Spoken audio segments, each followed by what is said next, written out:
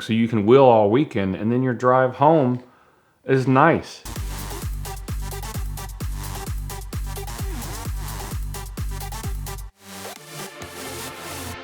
So every year, Lee Keene does Appalachian Adventure with his safari projects. Last year we had 12 or 15 cars from what I remember. This year we're doing it again. But what had happened was I had a guy working for him in my fabricator at the time, Nick, at a Q7. And he's like, I want to build this Q7. And I'm like, you're an idiot. You know, in the back of my head. Love the guy, but I was like, you're an idiot. No way. And he's like, no, really? And so I started looking around a little bit, and I was like, you know, you had the Trans-Siberian Cayenne, you had a touring and an expedition package on the Cayennes and the Touaregs you could get. There was stuff.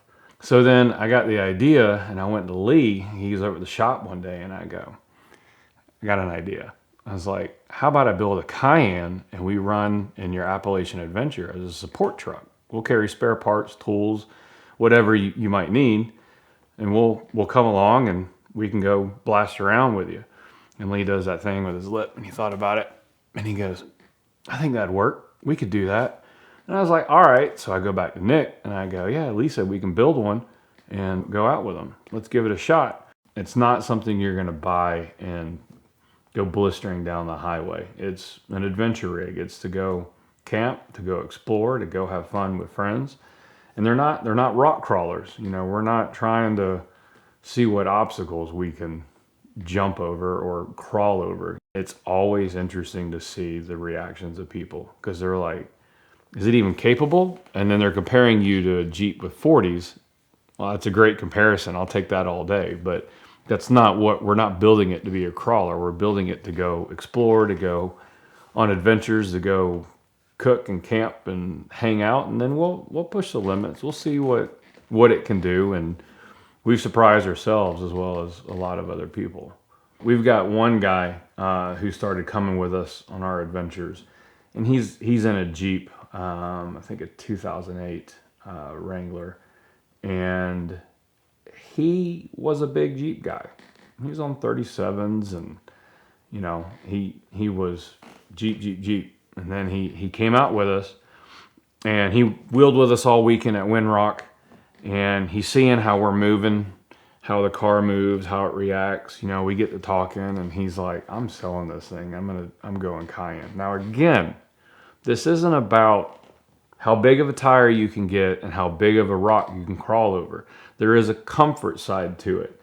So that's the thing. If you take a 2004 Jeep and a 2004 Cayenne, people always ask, well, do you have enough horsepower with the base model, with the V6? Well, with the tune, it's 260 horsepower. Stock's 240. You know, I think the inline, the sixes were maybe 140, 150 horsepower. But even the Toyota guys, you know, there's kind of a joke of, I just wish my 4Runner would do highway speeds. And even on 33s, you're still kissing 105, 110 going down the highway if need be. So you can wheel all weekend and you still have all the comfort and cush, so to speak, of you're in a Cayenne or a Touareg. So you can wheel all weekend and then your drive home is nice. It's not, you know, you're in a Jeep. Part of that is the draw of the Jeep, and I get it. You know, the rawness, I get it. There's nothing wrong with that. But there are people out there that's not their thing. So they're looking at a Touareg or a Cayenne or a Q7, and they're like, all right, so I can come back and comfort, not just wheel all weekend, beat myself up, but then I'm able to drive back and it's still nice. I mean, we've got one guy who's coming out in a 2008 Turbo with a tune. So he's 600 horsepower coming out and he's going to go wheeling with us. Okay. You know, like, that's great. You know, we had a real Trans-Siberian come out the last event, and that's a V8 with 405 horsepower. So on my Cayenne, we did the MCSs, which is a 2 3/4 inch lift. You can raise it up to 6 inches. I'm running the Nexen Rodian MTXs on a 33 inch tire. I'm running right now the Touareg Canyon 5-spoke. It's a factory 17 inch 5-spoke off the Touareg. We have the winch set up front, which is just a 9,500 pound winch. We did my bumper bars for the front, running the Eurowise rack, and we did our own rock sliders, which is literally, we made it as a roll cage under the car. So it completely ties the outer rocker and the inner rockers together, and you can jack the whole thing up from the outer point.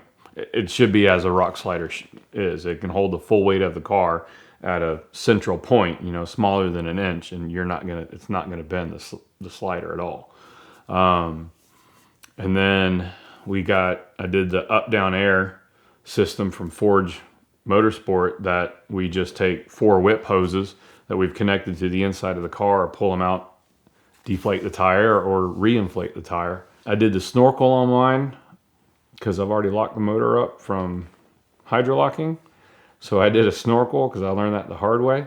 I decked the head and just to bump the compression up a little bit and did a custom tune on it. And that's really about it. The light pod, everybody asked about the light pod. So that light pod was one of the first ones that Lee got six years ago, because we were looking at running 2 different light pods. He ended up going with another light pod for his Keen projects, where the flange went in, and then I modified that, and then now he has those made through his own company.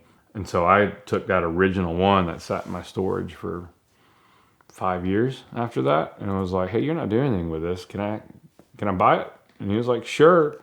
Put it on there, and he was like, man, it looks like it was made for it. And I was like, you know what? This actually looks pretty cool. And that's one of the #1 things I get asked. Where'd you get that light pod? Where'd you get that light pod?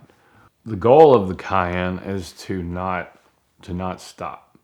So back to a point when I was road racing, I got to a point where I just didn't enjoy it anymore. I got really burned out because it was loading the trailer, hauling the car, taking everything to the track, unloading, doing everything at the track, et cetera, et cetera. With the Cayenne, I can take the whole family, and then we go camping. So we'll go to Windrock. We'll go head somewhere else, North Georgia. With Rome 4 Low, we did from Asheville, North Carolina, all the way to the Outer Banks, and it was 1,300 miles, and 90% of it was off-road. And took my 2 older kids and my wife, and we're gone for 4 days and camped every night, hit all off-road trails all the way out, slept out on the beach, and just had a great time. But it's to not stop. You know, we're doing Appalachian Adventure again with Lee, November 7th through the 9th or 6th through the 8th that weekend. Gonna run support with him again, and I always want to take it to the next level. There's 2 Overland, that's such an overcoined term now too, but Overland expeditions are like challenges that we're going to do next year. One's in North Carolina. The other one is Red Clay Rally, and it's in October. And they posted up a couple weeks ago that they wanted Land Rovers. They wanted Land Rovers because Toyotas and Jeeps are signing up for it, and that's who kept doing it. And the Toyota guys kept winning. So somebody from Red Clay posted up, we want Land Rovers, because, you know, Land Rover has a deep history with the Defender, the Camel Defender. Everybody knows that. And so one of the guys who's part of organizing all that, I hit him up and I said, how about some Porsches? And he responded back, and I didn't think he was going to. And he was like, I'll make room for you. We're booked, but I'll make room for you. And I was like, I can't. I'm moving in a new shop, but 2021, we'll do it. So it's 600 miles off-road, and you have different challenges that you have to do along the way. Same as like a cannonball run, but off-road. So you can't get there too early or you get points knocked off. If you get there too late, you get points knocked off. You have to have a navigator. You have to do certain things along the way. That's one of the other ones with the Overland expedition out of North Carolina, is you have camping things that you have to do as part of your challenges, and then you go off-road, you know? So there's several events that we're looking at doing next year, especially as all this off-roading stuff is continuing to grow and everybody's still continuing to get more and more into it. We'd like to thank Dream Car Exchange for supporting the VINwiki YouTube channel this month. DCX is an enthusiast marketplace with auctions for amazing cars happening now. We've got some awesome things planned with them over the next few weeks that I think you'll enjoy, so please stay tuned. But now, browse on over to their site and see if your dream car is the next one across the block.